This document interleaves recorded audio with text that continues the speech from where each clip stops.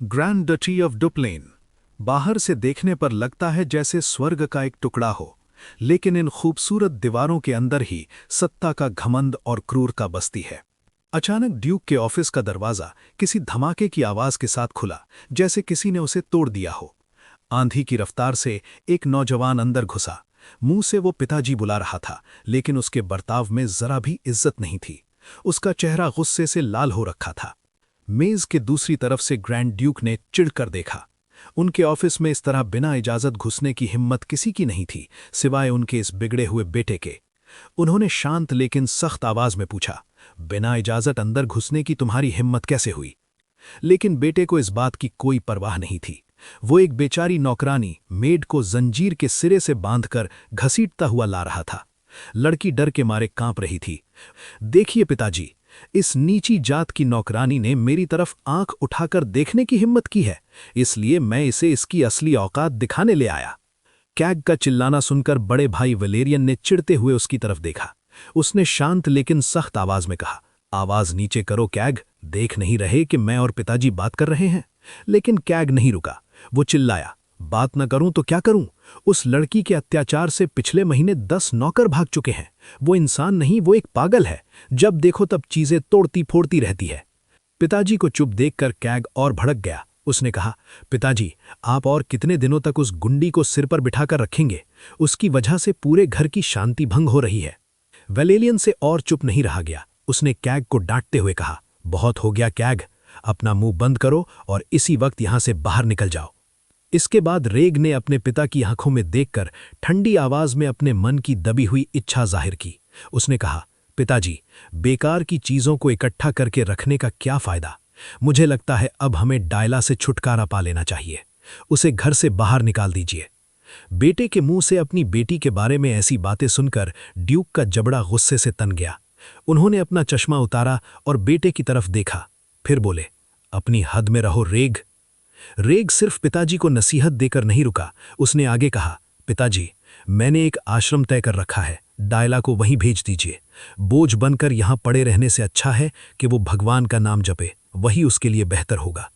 जब वो कह रहा था, परिवार की भलाई के लिए उसकी बलि चढ़ा देना ही अच्छा है, ठीक उसी वक्त ड्यूक के सब्र का बांध टूट गया। उन्होंने बेटे को अपनी बात पूरी करने का मौका ही नहीं दिया। शेर की फुर्ती से उन्होंने रेग का सिर पकड़ा और अपनी पूरी ताकत से उसे मेज पर दे मारा। धड़ाम की एक जोरदार आवाज से पूरा कमरा कांप उठा। इसके बाद ड्यूक ने कहा, मैं तुम्हें आखिरी बार बता रहा हूं रेग, इस घर के फैसले मैं लूंगा।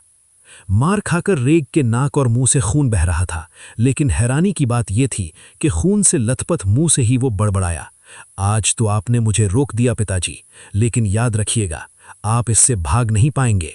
एक दिन वक्त आएगा और उस दिन आपको फैसला लेना ही पड़ेगा। ऑफिस के उस सांस रोक देने वाले ड्रामे को पीछे छोड़कर नजारा अब महल के एक लंबे गलियारे कॉरिडोर पर आ गया। चलते चलते आइजलिन ने पूछा, डेरिक, क्या तुमने मेरी छोटी बहन डायला के बारे में पहले कुछ सुना है? डेरिक ने सिर हिलाकर कहा, नहीं, ऐसा तो कुछ नहीं, मैंने बस आपके परिवार की लिस्ट में उनका नाम देखा था। डेरिक के जवाब में आइजलिन ने गहरी सांस ली। उसने माना, तुमने सही पकड़ा है डेरिक, डायला को बाहरी दुनिया से छिपा कर रखा गया है। उसकी बात खत्म होते ही गलियारे में भारी कदमों की आहट सुनाई दी। सामने आकर बड़ा भाई वेलेरियन खड़ा हो गया और उसके ठीक पीछे था रेग। आइजलिन ने उन्हें देखकर कहा, वेलेरियन, आप यहाँ?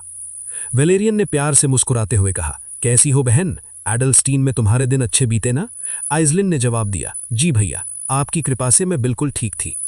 वेलेरियन ने बात को ज्यादा लंबा नहीं खींचा। उसने रेग के खून से सने माथे की तरफ इशारा करते हुए कहा, रेग को थोड़ी चोट लग गई है, इसलिए अब हमें जाना होगा, बाद में बात होगी बहन। लेकिन डेरिक की नजरों से कुछ नहीं बचा। उसकी शिकारी आंखों ने वेलेरियन की एक एक हरकत को भांप लिया। पीछे मुड़ते ही वेलेरियन के चेहरे की मुस्कुराहट गायब हो गई। उसके चेहरे पर एक बेहद ठंडी संजीदगी छा गई। इसके बाद डेरिक की नजर एक कमरे के कोने पर जाकर टिक गई। वो अभागी नौकरानी अभी भी वहां खड़ी चुपचाप आंसू बहा रही थी। इसके बाद अगला सीन ग्रैंड ड्यूक के ऑफिस का दिखाया जाता है। ग्रैंड ड्यूक ने कहा, चलो ये सुनकर अच्छा लगा कि तुम्हें एडल्स्टाइन में कोई तकलीफ नहीं हुई।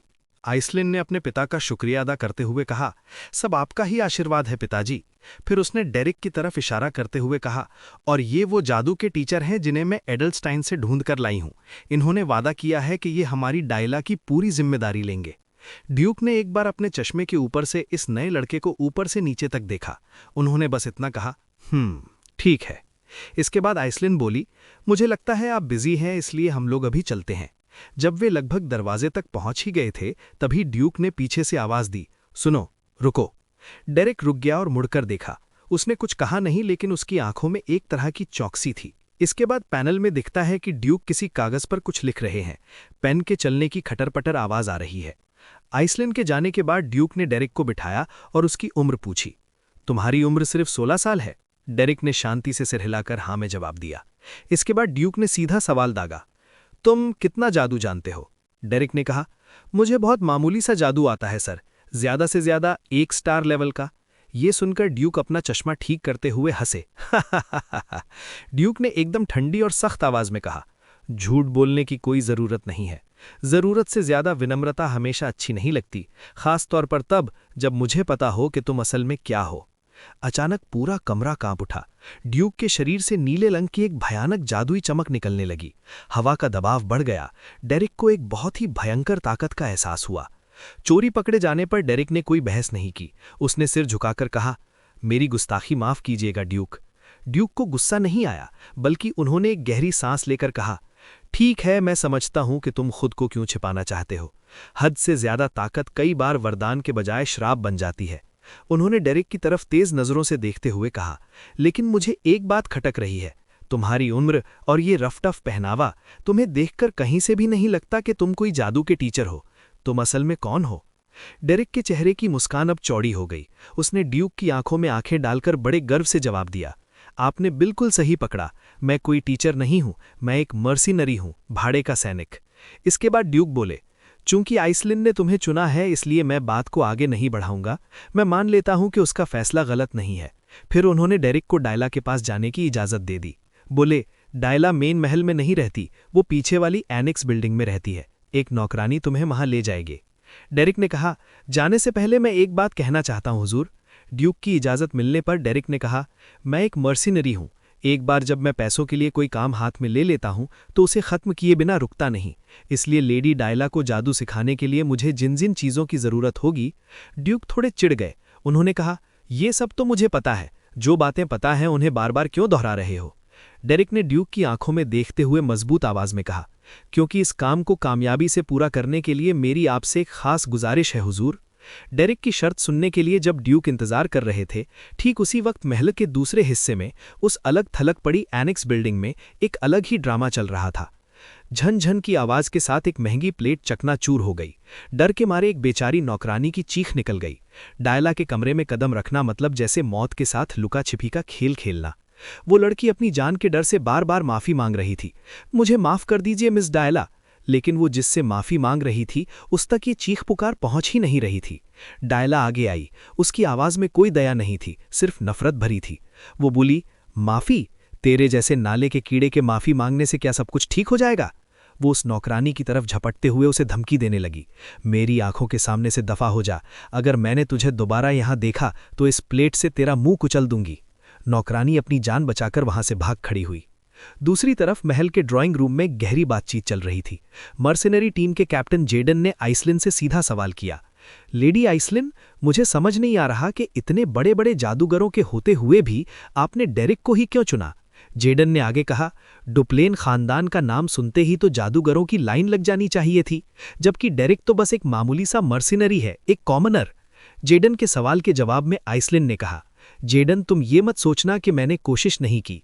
मैं इस महाद्वीप के बड़े से बड़े जादूगरों को लेकर आई थी, लेकिन डायला के पागलपन के आगे उनमें से कोई भी टिक नहीं पाया। सब ने हार मान ली और भाग खड़े हुए। इसके बाद आइसलैंड बोली, इसलिए इस बार मैंने किसी ऐसे इंसान को ढूंढा है जिसके पास जादू की ताकत तो है, लेकिन हालात ने उसे ये काम करने पर मजबूर किया हो, जो इतनी आसानी से हार मानकर भागेगा नहीं। तब जेडन ने कहा, डेरेक कोई आम गुंडों जैसा नहीं है।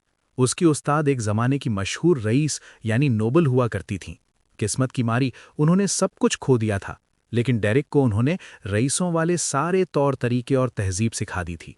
इस पर आइसलैंड ने कहा, तभी तो मैं सोचूं, एक मर्सिनरी होने के बावजूद उसका बर्ताव इतना सधा हुआ क्यों है? मुझे पूरा यकीन है डेरेक ही डायला को संभाल सकता है, न बहुत ज्यादा सख्त होकर और ना ही बहुत ज्यादा नरम होकर। वो डायला को सही से कंट्रोल कर लेगा। आइसलैंड की बात सुनकर जेडन हंस पड़ा। उसने कहा, लेडी आइसलैंड, आप अभी भी इंसानों को पहचानने में गलती कर रही हैं। डेरिक के ऊपर आपको जितना भी रईसी का मुलम्मा नजर आ रहा है, उसके ठीक नीचे एक बहुत ही खौफनाक और कठोर अतीत छिपा है। जेडन ने अपनी आवाज भारी करते हुए आगे कहा, डेरिक कोई आम छात्र नहीं था, वो सड़कों पर पला बढ़ा है। जिस उम्र में बाकी बच्चे खिलौनों से खेलते थे, उस उम्र में उसने हाथों में तलवार उठा ली थी। बालिग होने से पहले ही वो एक पक्का मर्सनरी बन चुका था। जब जेडन डेरिक के अतीत के बारे में बात कर रहा था, तब तक डेरिक अपनी मंजिल पर पहुंच चुका था। पीछे आ रहे बटलर और नौकरानी को वहीं छोड़कर वो उस दरवाजे की तरफ बढ़ा। उसने बड़ी शराफत से दरवाजे पर दस्तक दी। खट खट। अंदर से कोई जवाब नहीं आया। डेरिक ने और इंतजार नहीं किया। उसने खुद ही दरवाजा खोला और अंदर चला गया। शांत आवाज में बोला, क्या मैं अंदर आ सकता हूं? कमरे में घुसते ही डेरिक ने देखा कि डायला खिड़की के पास अकेली बैठी है। माहौल में एक अजीब सा सन्नाटा और तनाव था। डेरिक ने अपना परिचय दिया और बात करनी शुरू की, लेकिन डायला ने कोई तहजीब नहीं दिखाई। उसने बस धीमी आवाज में कहा, और पास आओ। जैसे ही डेरिक आगे बढ़ा, डायला ने अचानक मुड़कर उस पर एक बाल्टी गंदा पानी फेंक दिया। गंदा पानी फेंकने के बाद डायला के चेहरे पर एक शैतानी मुस्कान थी। उसने जमीन की तरफ देखकर बड़े नाटकीय अंदाज में कहा, ओ माय गॉड, कितनी गंदगी है। मुझे लगा जैसे गटर का कोई चूहा गलती से महल में घुस आया है। फिर उसने पूछा, क्या तुम ही वो भाड़े के गुंडे हो जिसके बारे में स्टीवर्ड बात कर रहा था? जवाब का इंतजार किए बिना वो फिर बोली, या मैंने कुछ गलत कहा? तुम्हें देखकर तो लगता है तुम सच में गटर के चूहे हो। इंसानों की बस्ती में तुम्हारा क्या काम? फिर उसने वो बाल्टी उठाई और बोली, ये लो, तुम्हारे लिए एक तोहफा। क्या इसकी बदबू से तुम्हें अपने पुराने घर की याद आ रही है? ये कहते कहते उसने पूरी बाल्टी का सड़ा हुआ पानी डेरिक के सिर पर उंडेल दिया। डेरिक को उस हालत में देखकर डायला को एक शैतानी खुशी मिली। वो बोली, अब तुम एकदम परफेक्ट लग रहे हो। बाल्टी खाली होने के बाद डायला ने मुंह बनाते हुए कहा, इश, पानी खत्म हो गया क्या? लेकिन डेरिक अपनी जगह से टस से मस नहीं हुआ। उसका शरीर गंदे पानी से लथपथ था, लेकिन उसकी आंखें एकदम साफ थीं। वो डायला को कुछ इस तरह घूर रहा था जैसे कोई बाघ अपने शिकार को नाप रहा हो। डायला चौंक गई और अपना डर छिपाने के लिए वो चिल्लाई, तेरी इतनी हिम्मत, मेरी तरफ आंख उठाकर देखता है? ये कहते ही उसने जोर से एक लात डेरिक के सीने पर दे मारी। लात की चोट से डेरिक एक घुटने के बल जमीन पर बैठ गया। इसके बाद डायला चिढ़कर अपनी नाक पर हाथ रखा और बोली, छी, तुम्हारे शरीर से कितनी गंदी बदबू आ रही है। फिर उसने बिना हिचकिचाए अपना जूता निकाला और डेरिक के कंधे पर खींच के मार दिया। डेरिक के कंधे पर जूता फेंकने के बाद डायला मेज पर जा बैठी। बोली, अपनी औकात याद रख, गटर के चूहे। तेरे जैसा सड़क छाप भिखारी आया है मुझे जादू सिखाने। उसने आगे कहा, सड़क पर पला बड़ा है तो क्या थोड़ी सी तमीज भी नहीं सीखी? या वो भी तुझे लात मारकर सिखानी पड़ेगी? उस वक्त डेरिक को कुछ देर पहले की बात याद आ रही थी। उसने ड्यूक से कहा था, मैं जानता हूं आप सबसे ज्यादा प्यार डायला को करते हैं और इसी हक से मैं आपसे एक खास इजाजत मांग रहा हूं। डेरिक ने सीधे तौर पर पूछा था, डायला को सिखाने के मामले में आप मुझे कितनी पावर देने को तैयार हैं? अगर मैं उसे सजा दूं यानी अनुशासन में लाऊं तो क्या आप बीच में आएंगे या आप मुझे पूरी आज़ादी देंगे? फ्लैशबैक खत्म। फ्लैशबैक खत्म होते ही नज़ारा बदल गया। डेरिक ने नीचे से उठकर डायला के गाल पर एक जोरदार तमाचा जड़ा और उसे जमीन पर पटक दिया। डायला की आंखों में यकीन न कर पाने वाला भाव था। ये क्या हुआ? मुझे छूने की हिम्मत किसी की कैसे हुई? डेरिक आराम से सीधा खड़ा हो गया। उसकी विशाल परछाई ने डायला को निगल लिया था। जमीन की धूल में बैठी डायला ने अपने गाल पर हाथ रखा। ये क्या था? इस मामूली से आदमी ने मुझे नीचे गिरा दिया। लेकिन डेरिक ने उसे संभलने का कोई मौका नहीं दिया। ऊपर से बर्फ जैसी ठंडी आवाज में एक हुक्म आया। डेरिक ने धीमी आवाज में कहा, खड़ी हो जा। आज यहीं समाप्त। अगले अध्याय में क्या होता है जानने के लिए चैनल को सब्सक्राइब करना न भूलें।